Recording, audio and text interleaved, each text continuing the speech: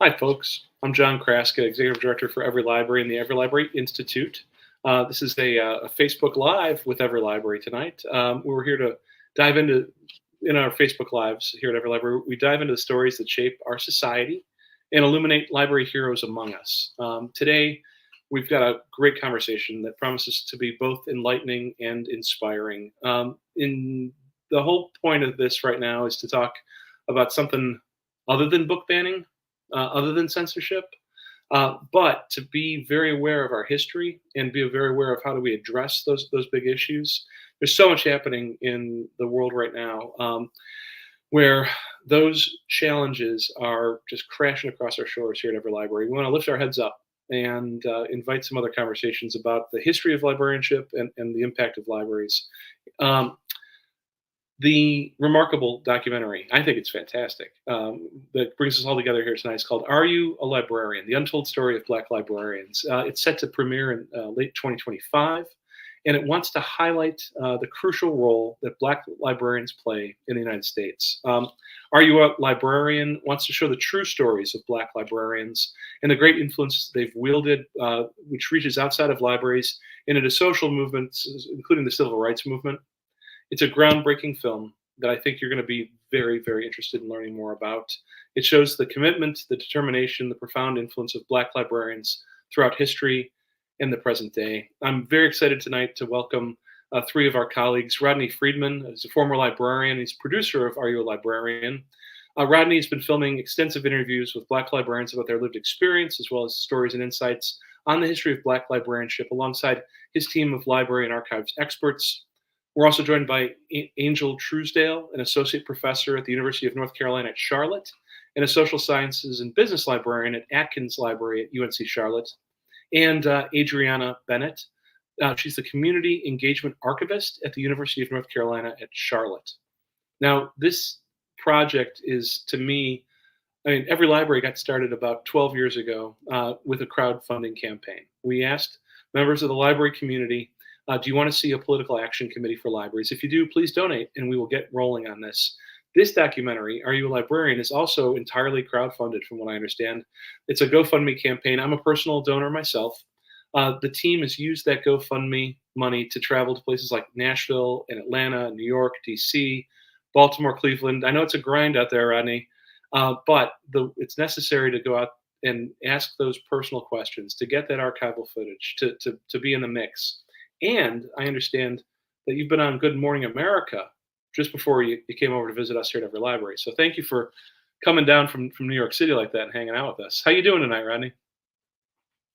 I'm good. I'm good. Thank you for having me. Thank you. Thank you. Yep. Adrianna, Angel, thanks for being part of this.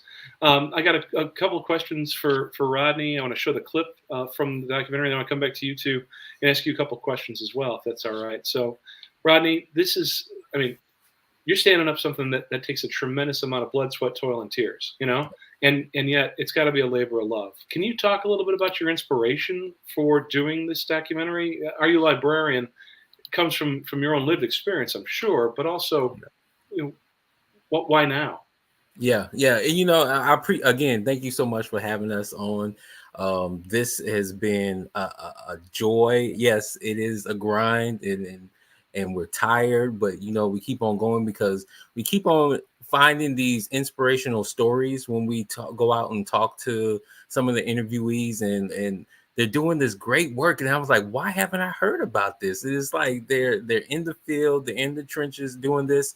And then we get to hear about the history of Black librarians. Like, there's been so many stories that I never knew. And I've been a librarian for a long time, and I didn't know the story of the foundation, the founding of BCALA, or I didn't know the story of the 1939 sit-in movement that was that was way before the Greensboro Four. I didn't know the story about the anti-literacy laws. It's so many things that I'm finding out with this documentary, and is right there at the surface, right? It just needs to go right above that, so the general public will know what Black librarians have done, what we're doing, and how we contribute to just having people be able to access information, which is it's so important. be able to pursue, your passion, your happiness in America, you have to have information, right? So yeah, I would say I think the inspiration really started because I was actually going to leave the profession, and decided that I wanted to start my own business and wanted to do something with building databases. And I was doing a conference, ALA conference, and I met up with a group of Black male librarians, and I seen them kind of talking about some of the programs they were doing, some of the headaches that they had, but some of the stories of how they touched, the public. And I was just like, well, who's going to tell this story? And is this story going to come from a place where, I feel like being a person of color and making sure, we're behind the camera and in front of the camera. And I think that's another reason why this project is very unique, is that we are all librarians and archivists, former, currently, whatever, information professionals, and behind and in front of the camera. And we're the ones that's telling the story. So that was really the spark. And then there's so many other things that I know we'll get into later on. But from what I understand, the Reminiscence Preservation Project, the production company, this is not just a one-off for you. You're looking to really build some new infrastructure here. Oh yeah. And it's funny because so the Reminiscence Preservation is a content company. It's a database. It's 3 databases that we have. One is the first one was the Black Male Archives, which we wanted to capture, curate, and promote positive stories. And then we did our sister platform, which was Powerful Women of Color. And then the third database that we actually do have coming out right around the same time that we're trying to roll this out is called History's Playground, which is all of our content, which is our virtual reality, our space charts, our Are You a Librarian, full clips and full interviews that are going to be in there. Everything is going to be in the History's Playground. So it was really, I was seeing that also working when I was a executive or a library director. I worked closely with, bringing vendors in, databases, and I saw that there weren't that many people of color who own these database companies. You have some big time database companies out there, which I have, nothing against them. I think it's good, but how many people of color do you know that are vendors when you go to American Library Association? You don't see that many at all. Yeah, I think that system kind of approach. I mean, this is a creative work, very very visual, very storytelling, and then you've got the nerdiest thing in the world, which is a database company behind it, Rodney. I gotta admire that. Hey, you want to show a clip here? Can we put this up for everybody? Yeah. Great. So I'm gonna remove our colleagues here and bring up the clip.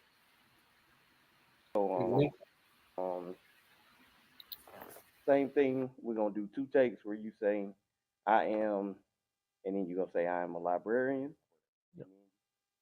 All right. Look straight into the camera. We're gonna do the first one 2 times, and then the title 2 times. All right. So. And one of the reasons that the Black Caucus of the American Library Association was founded was because it served as a people's voice to speak out to tell the American Library Association, you're not doing your job. There are conferences every year, and many times those conferences are held in Southern City. You found that libraries were still inaccessible to many people and communities. So when people would go to the conferences, they couldn't stay at the same hotels as their white counterparts. They couldn't go to the same restaurants. They might not be able to even go into the hotel that the conference was held in.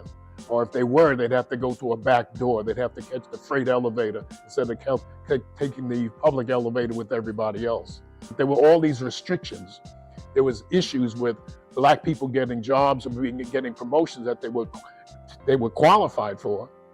They had their master's degrees. They may have had 2 master's degrees to work in an academic setting. They might have had a PhD or an EDD, but they were still being restricted because of segregation and racism within the library profession.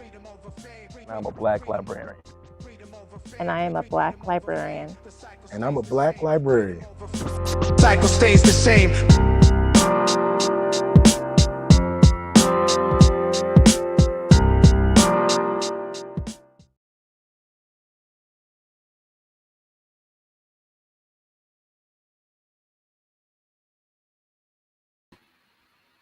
I think you're on mute. Well, you're better at StreamYard than I am. I said that earlier. Clips like that always remind me that this is not ancient history. This isn't something abstract. This isn't from this is living history. The people who experienced those stories are still with us, even though some of them are our ancestors. I mean, it was during a time when I was just a baby myself, but that doesn't mean that society's moved far enough away yet. I mean, this is a powerful set of stories you're asking people to tell. What's it been like, Rodney, to be in that space with people as they're recounting something like that? Oh, it's, I mean, because most of the time, and big up to Byron. Byron Williams is our videographer, our camera person, and both of us are just, sometimes we sit there and we're in awe. I remember one of the recent ones in Philadelphia, the executive director there, we got I mean, that story that he told just about how he got into librarianship and what he went through and who recruited him into the profession. E.J. Josie, a lot of people don't know, who may not know who E.J. Josie was, a civil rights leader, but was one of the founders of BCALA. And, he was recruited personally by him, and stories like that. Of course, you saw Sekou Andrew Jackson that was on the clip. I mean, who was there when a lot of stuff was happening.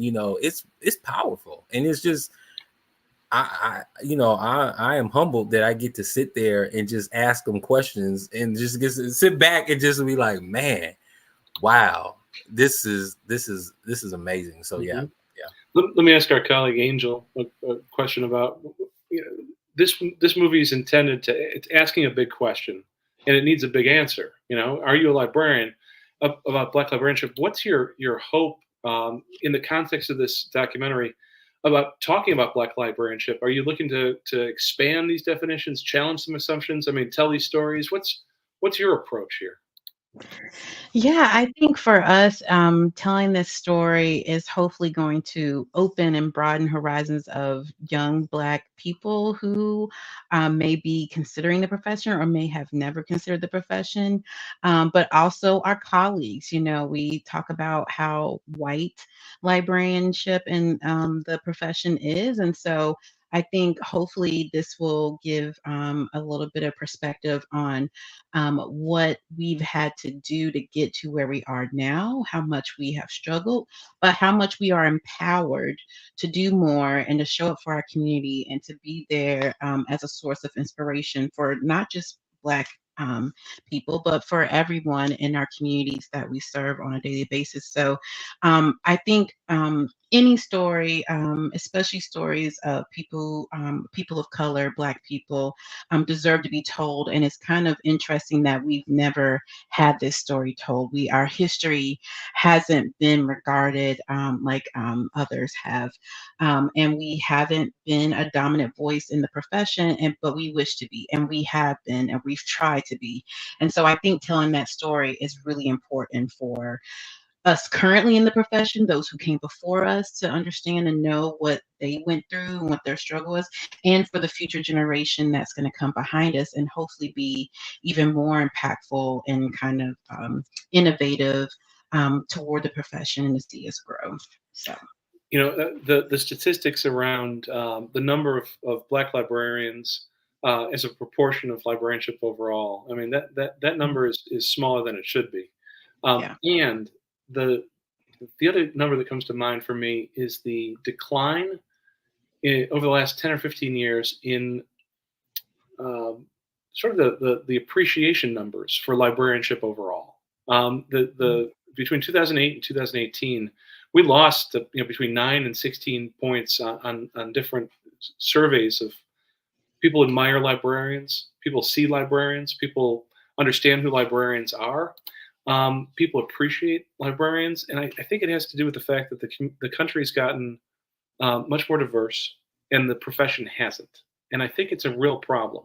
Speaking from an organization that looks to support libraries, and by doing so, librarians. We need more librarians of color. We need more Black librarians, because our communities don't see themselves not just reflected but resident in the profession. Yeah.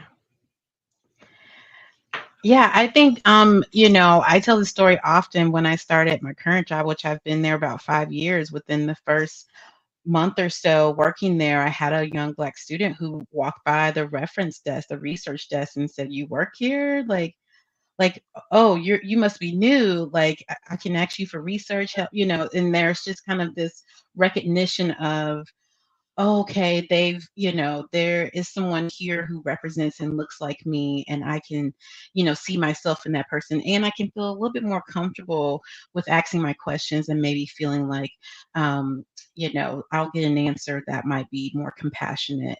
But I think that also says, like, if an organization is investing in the profession in a certain way, then our patrons, our communities, our colleagues, will see that this is the right way to move forward, and this is how we, truly innovate and support our communities. So, yeah. No, I'm with you. Thank you for that. Adrianna, can I bring you in for a question, please? Absolutely. Yeah, so there's a lot of dynamics with working, I'm sure, with this kind of a team. We were talking a little bit before we got started today. I've not done a documentary before, but I got to imagine that there's, between the videographers, the archivists, the storytellers, the people who want their story told. I mean, I've been in that chair before. I'm always nervous when I'm in that chair. A couple of times I've been on camera.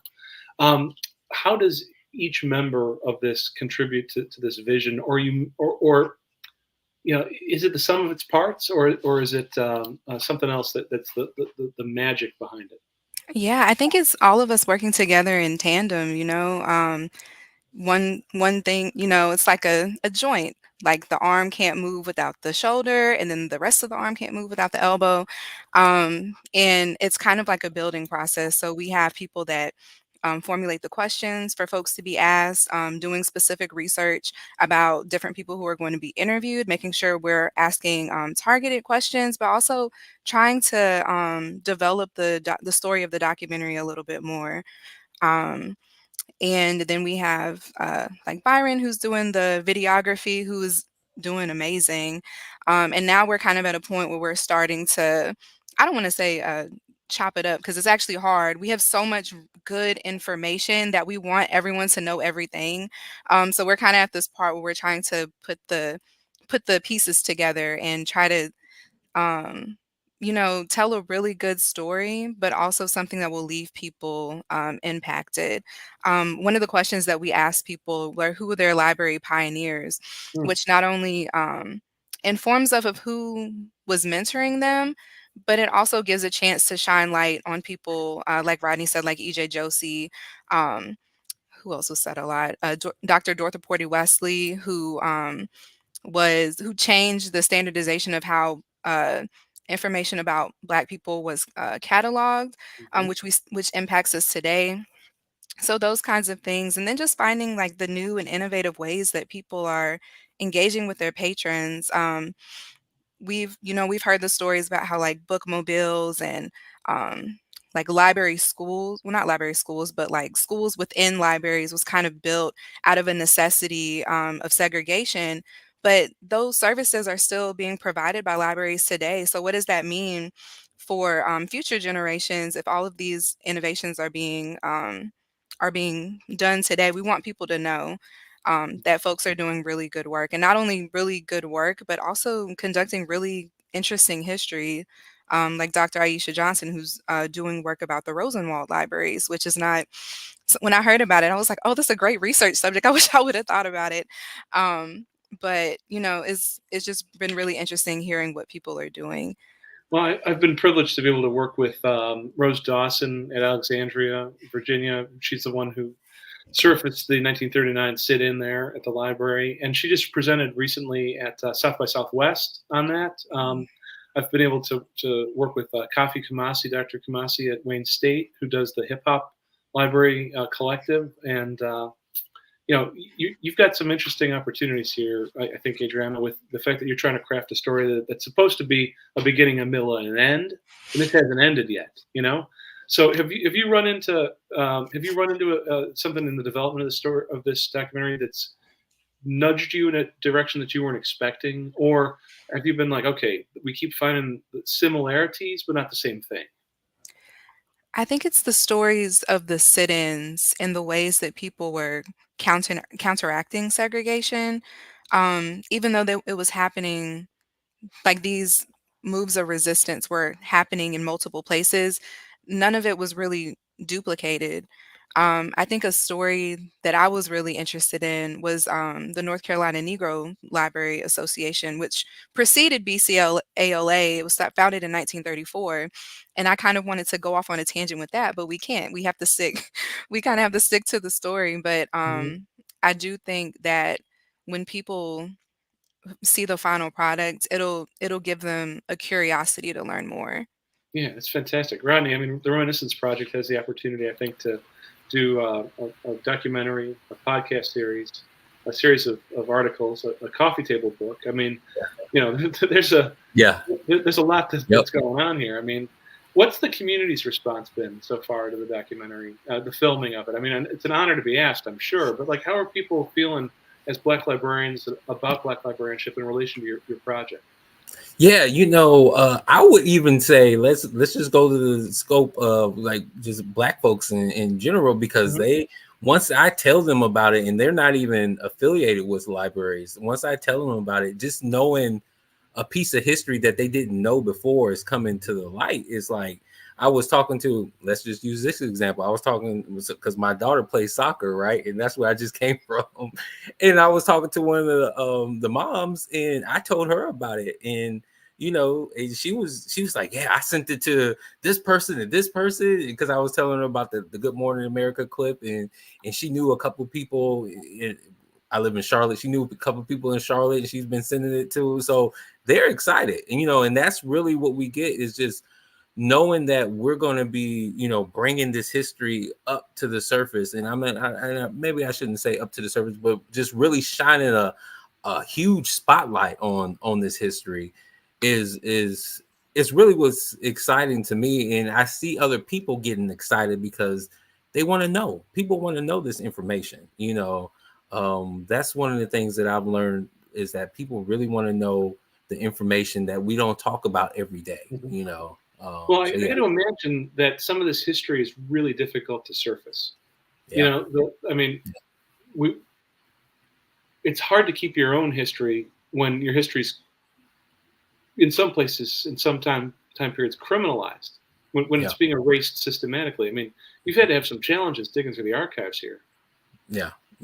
So what has happened a lot with this project is you get a elder, and you get them to start talking, and then you have 5 new pieces of sources to go and find. It's like, okay, wait a minute, I didn't know about this. Well, and then sometimes people call you up. It's like, okay, now, Rodney, about David Ruckles, and do you know he was the first African American to have a bookstore in New York? I was like, no, I didn't know about that. Did you know that he helped out Frederick Douglass? Do you know about William C. Bolivar out of Philadelphia, who was a personal collector, and his collection was cousins with one of the first Black males who worked for the Library of Congress? Do you know about? So it's all these different, by us interviewing one, and then we get all these other strings that we can go on. Now, like Adrianna was saying, we can't put everything, but we can touch on a number of things, and that's why, like you said, we can do a number of offshoots with this project. I think if I had to throw it out there right now, Dorothy Porter Wesley would definitely be one of the first ones up. Her invention and what that means today. I think we definitely, if we had to do it, tomorrow, which would be the next thing up, that would be number 1. So that's amazing. I just put in the chat so that everybody can get it on Facebook and on YouTube. So it's there in the permanent record. The link to your GoFundMe. You're about $5,000. You're just a little shy of $5,000. My hope between now and 9 p.m. Eastern is that we could take you guys over the top at least. Oh wow. On that $5,000 amount, but that other people show up for this, because what you're doing right now is not a labor of love. It takes dollars and cents, Yeah. And running a project like this with a lot of volunteer time, I know that. But running a project like this, for this to get finished, for you guys to take it to opening day, premiere, take us through the rest of the timeline here, Rodney, so that folks can know how they can participate. So what we're doing right now, we should be wrapping up in-person interviews probably in May. So wrapping up the in-person interviews, but we still have to go. We're going to LA, Chicago, Indianapolis, Detroit, DC. So once in June rolls around, that's when we start the editing process. That's going to take us probably until the end of this year. Now, we might be able to do some focus groups at the end of the year, because we'll probably have a good draft done. And the focus groups will help us to really make sure that the story makes sense. People who are not librarians really understand and can kind of follow along with the story. We don't have make sure we don't have any like large gaps.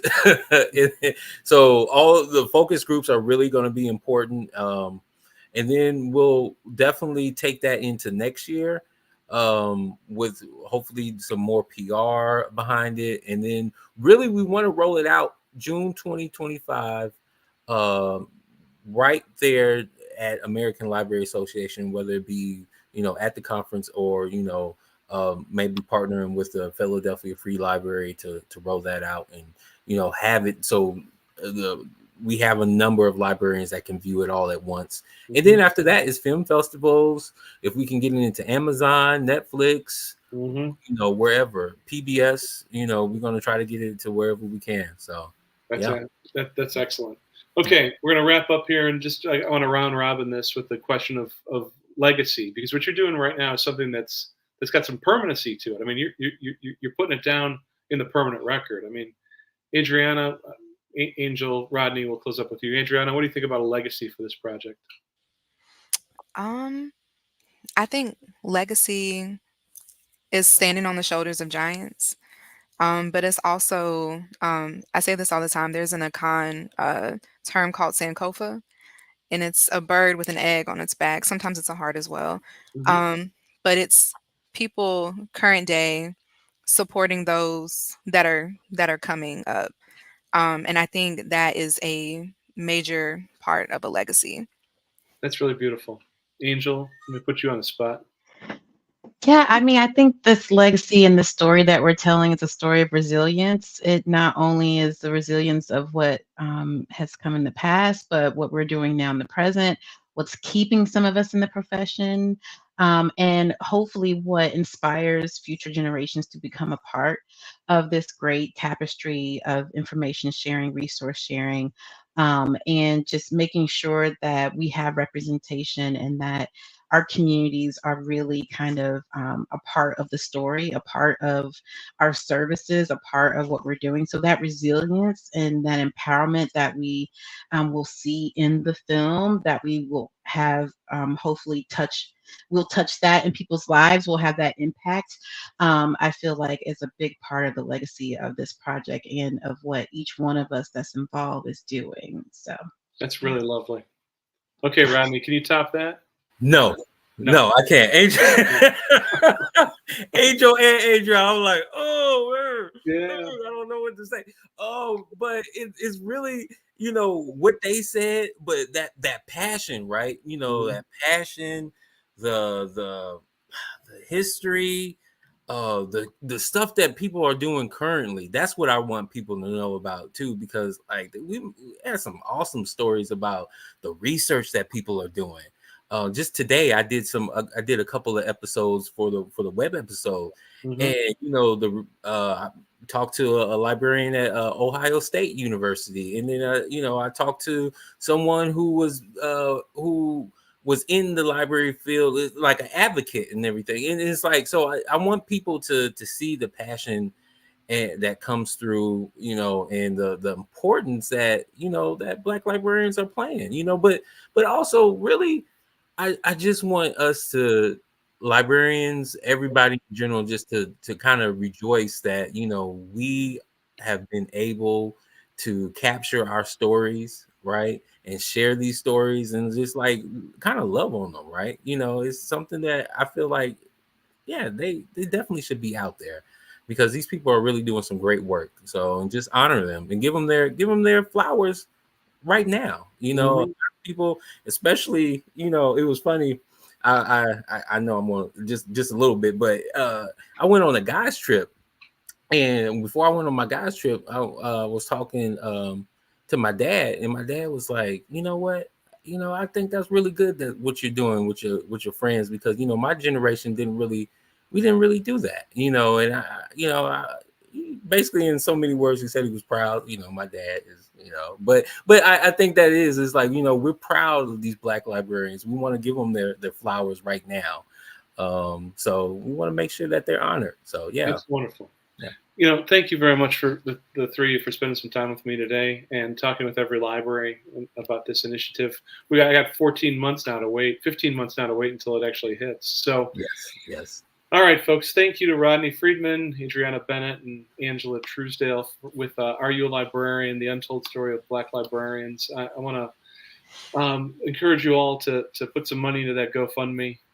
It's the stories that need to be told that are the ones that we should be sharing the wealth to tell. So thank you all, folks. Have a good night. Bye-bye.